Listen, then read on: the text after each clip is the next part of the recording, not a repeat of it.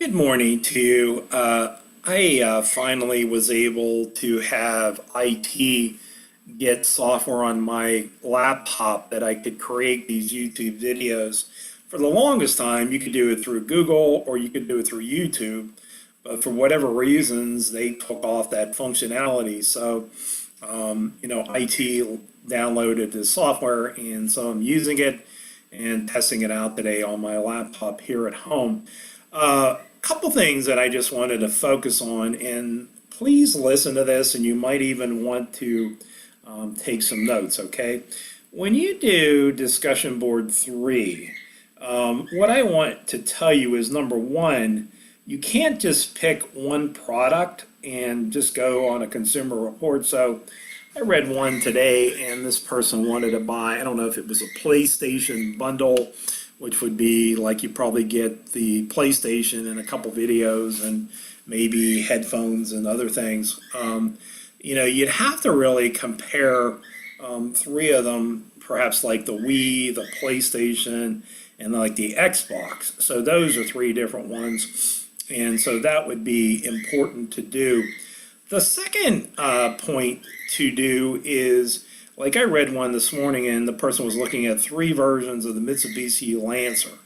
And that's not going to go because you'd have to look at like the Lancer, and I'm thinking like the Toyota Corolla, the Honda Civic, Mazda has one called the Mazda 3 or whatever. So you'd have to look at three similar ones. And so I'm going to give you a motorcycle example, and I think this one will kind of hit home. If you were looking at an entry-level cruiser motorcycle in the 800 to 900 cc category, I will give you three specific ones that there are, and lots of people own these. The first one is the best-selling motorcycle that Harley-Davidson has, and it's the Sportster. So the Sportster comes in an 883 cc model, and it also comes in a 1200 cc model. And even in the Sportster, you can get a regular Sportster, or you can get one that's called the Low. So with that one, it's lower to the ground, and so for shorter male riders or for female riders that are like 5 feet to 5'4", that's a perfect motorcycle for them. If you stop at a traffic light or whatever, you can put both feet on the ground, or if you have to do an emergency stop, that is fine. So that motorcycle is probably $9,000 new, and like I said, it's far and away the most popular motorcycle that Harley-Davidson has. Now, you would not want to ride from southwestern Pennsylvania to Daytona, Florida for Bike Week on that bike, because it's just not comfortable enough to ride 1,200 miles in 2 or 3 days. But it's a great motorcycle if you wanted to ride around town, or even if you wanted to, say, take a ride up to Cook's Forest or Punxsutawney or something like that, 300 miles maybe in a day, which is okay. And then, so the second motorcycle that is in that same exact category, Yamaha created a motorcycle a couple years ago called the Bolt. And I think it's like 700 or 800 cc, I think more like 800 cc. And it has like a seat for a single rider. And it's just kind of their entry-level cruiser motorcycle. And like I said, it's probably $7,000, maybe $8,000 at the most. And with Yamaha and Harley-Davidson, you can get a huge array of accessories with them. If you want to use crash bars or saddlebags, or if you wanted to change out the pipes, they have everything in the way of accessories. So, and then the last one that more and more people are going to these days is called the V-Star. And so with, not the V-Star, the Scout. I'm thinking of Yamaha again. So Indian has the Scout. And so it's the same thing. It's like in that 800 to 900 cc category. It has a seat for a single rider. It's very comfortable, and you can buy a regular Scout, or you can buy one that's like lower. And so the same thing like the Harley Davidson, and it's a little bit more. It's probably closer to $11,000, but it has more standard items on it from the start. Or if you buy a Sportster or if you buy a Bolt, they're kind of stripped down, and if you want to add things to them, you certainly can. But those all three are in that same category. And so that's kind of, what you are looking for. So again, you can't just choose one brand and one model. You have to choose three similar ones, okay? So that's the most important thing that I need to tell you and you need to understand for this. Now, the second point that I need to tell you is you have to, again, like select the model, select the brand, and then you can select the trim. And so somebody else in this class is looking at pickup trucks, and I think one of them is the GMC Sierra, one's the Chevy Silverado, and one might be the Dodge, okay? So, and I was actually looking at Dodge Ram pickup trucks this morning, and so you can get them in a regular cab, you can get them in a extended cab, which you actually, it doesn't have four doors, it just has three, or you can get them as a quad cab. So quad cab fits four passengers, but what it does is it takes away space in the back of the truck for, like, if you have to put boards and so on, if you're hauling like plywood or sheets of drywall and so on. So, but anyhow, there are different configurations, so you'd have to kind of pick out. So obviously this person is going with four-wheel drive, but you have to pick out, which particular model, or which, or like if you're getting regular cab, extended cab, or quad cab. Then the next decision that has to be is the trim level you are getting. And I know like GMC, they have like SL, maybe SLT, and so on. But you can get a GMC, half-ton pickup truck in this version called the Denali, which it probably has like a DVD and heated seats and leather, Bluetooth, backup camera, blind spot monitoring and everything, but you're talking a pickup truck in the $40,000 to $50,000 range. So you'd have to kind of figure out like which trim level you would be getting. And then the two other things that I wanted to tell you about is don't just list the points of criteria. You really do have to, explain them. So if one of your points of criteria was safety features, there are so many safety features on vehicles today that you'd have to really kind of focus on which ones would be most important or, essential to you. So that would be something to get into. So explain the points of criteria. Don't just list them, but you need to explain them. And I'll tell you why that would be. I've had male and female students that are avid bow hunters, okay? And so when you get into a bow, you have, the material that it's made of. And most of them these days are made of carbon fiber. And that's a really strong but flexible type of material.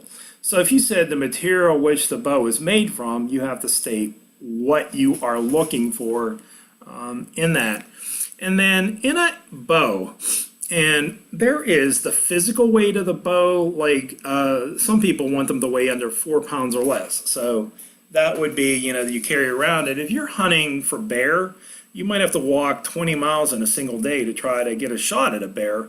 So you need to have a very, very light bow, okay?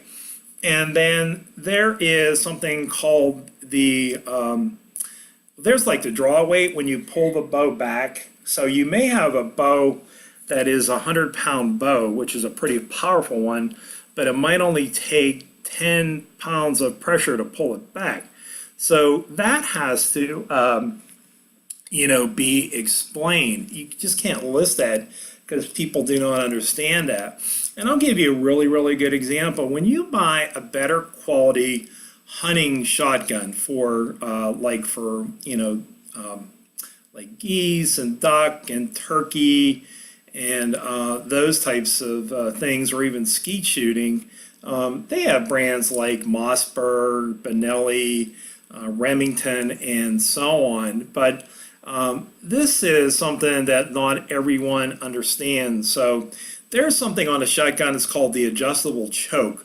And you'd have to explain what that means. And what that is you can have a wider shot pattern or you can have a more narrow one. So probably if you were shooting turkey, especially on the ground, you'd want to have a different shot pattern. But if you were going up to, say, pie bituming and you were hunting for geese or duck or whatever people hunt up there, you would have to have a different choke pattern. So like you'd want to shoot ducks out of the sky, you probably would want to have a wider pattern. So there's that. So there's the adjustable choke. And then on some shotguns, you can change the barrels, and you could explain that. And then the other point that I did not know existed on a shotgun like that is what's called an adjustable comb. And it's it's like a piece of material. It can be wood, or it can be kind of that composite type of material that are on like camo shotguns. And you can unscrew it and you can move it backwards and forwards. So if you're a taller individual, and if you're like 6 feet 6 inches tall, you'd have to adjust it obviously further back. If you're a shorter person, like 5 feet to 5'4", then you'd have to adjust it forward. So what I'm trying to tell you is don't just list your criteria, but explain them. And then the last point that I need to tell you is don't just say, I'm going to look online. I want you to tell me like where you will look. And if you say, if you're buying a pickup truck, you're going to look at dealerships. Well, I can tell you, if you go to C. Harper down in Bell Vernon and you're looking for a Chevy truck, I mean, they have hundreds of them. Kenny Ross Ford over in Irwin in that area, and Kenny Ross Chevy, they have hundreds and hundreds of trucks, as does Hillview Motors in Greensburg, Laurel Valley over in Latrobe, Davies Ford down in Connellsville, and of course, if you go to Cochran or if you go to any of these other big dealers, they have tons of them. So anyhow, I just wanted to mention that to you. One other consideration that I'm going to tell you is if you go to westmoreland.edu and then you log in, and then it'll take you, there's like this little hash bar on the left-hand side, and you can click on that and click on the one that says library. And when you go to that, click on the ones for databases, or it says OneSearch. And of course, you can use that to find really, really good sources, because if you're looking like at a snowblower or a truck or whatever, it'll take you to Consumer Reports, which I always reference when I'm looking for something. And then they give you like truck magazines, auto magazines, and so on, or hunting, and they have access to all sorts of information. So that's what I wanted to tell you about the Consumer Report proposal. And the reason why I am making this now is to tell you that I want you to spend more time on the first try through, so you don't have to do it 2 or 3 more times to get it right.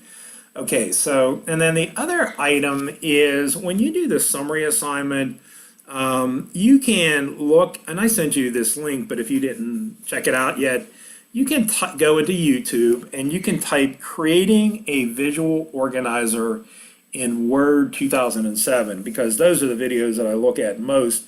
And the one that'll come up first is the one that I use most often, and it shows you how to create one. But you can do the same thing using Excel or using PowerPoint. I don't want really an outline. And then for the longer summary, it's like 1,000 words, and the shorter summary is approximately 300 words. But again, make sure to use the title, and you can use the title of the article, give the article name, the author or authors if you know their background, the publication, and then you can list the topics.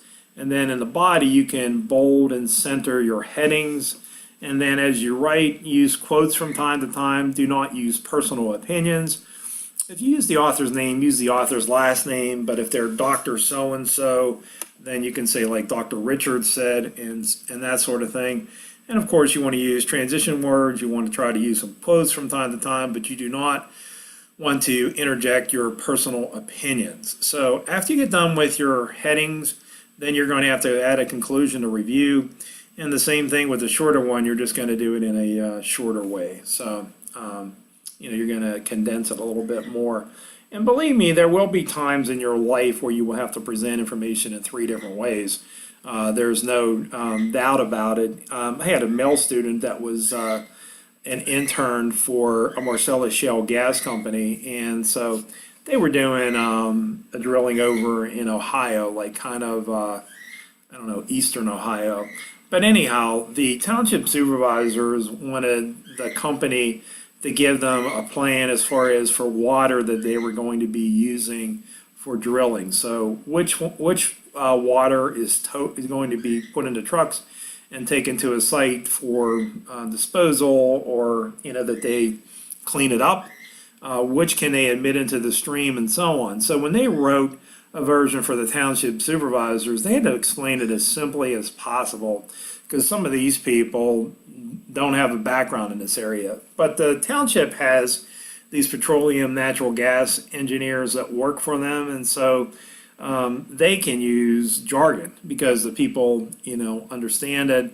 And then they also had to do kind of a brief visual to show this goes into the streams, this is trucked away, and then there was another way that they handled the third version of it, but that's kind of really what it is. So that's it. I just wanted to especially talk about the